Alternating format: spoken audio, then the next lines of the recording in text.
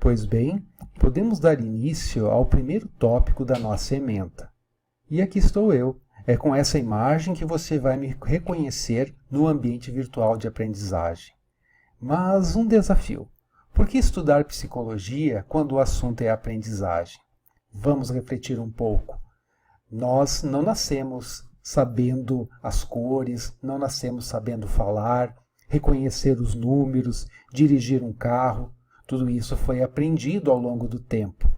Para aprendermos, foram necessárias várias de nossas capacidades, nossos sentidos, ver, ouvir, sentir o que estava ao nosso redor e, de certo modo, organizar estes estímulos para que eles pudessem fazer sentido para nós. Pois bem, as teorias de aprendizagem buscam explicar como nós aprendemos. E se são tantos elementos que estão envolvidos nesse processo, nós podemos supor que existem várias formas de explicar, várias formas de compreender, investigar e expor como que se dão os processos de aprendizagem. Por isto, o quadro seguinte acaba ficando mais tranquilo de ser compreendido. Aqui nós temos uma panorâmica de todas as teorias de aprendizagem. Elas estão agrupadas com suas devidas designações e seus principais expoentes, de maneira que, por suas características, nós possamos compreendê-las.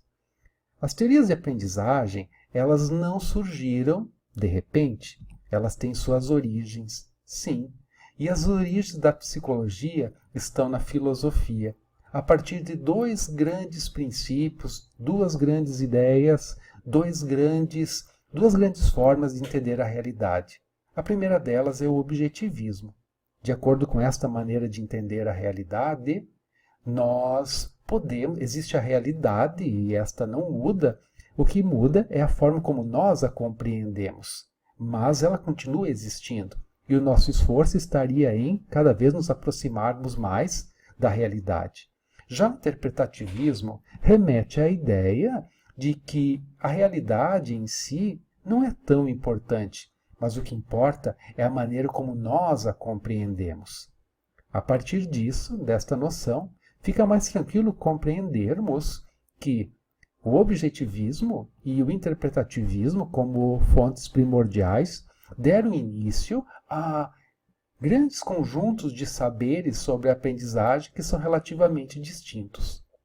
O objetivismo deu origem ao behaviorismo e o cognitivismo, e o interpretativismo às concepções da Gestalt, conexionismo e a aprendizagem social. Vamos dar início aos nossos conhecimentos em relação ao behaviorismo.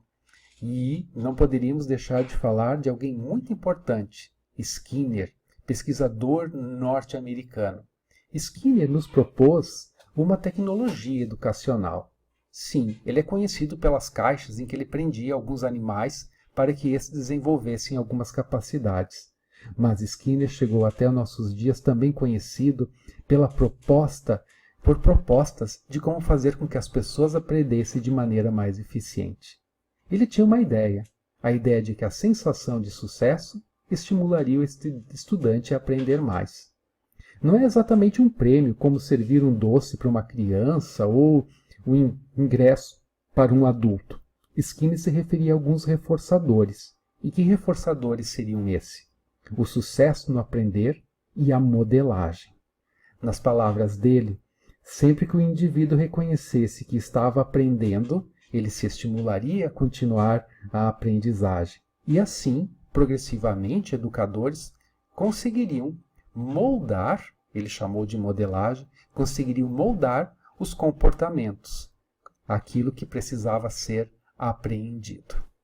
Pois bem, outro dia continuaremos, pois, neste momento, nossa aula está chegando ao fim. Até a próxima.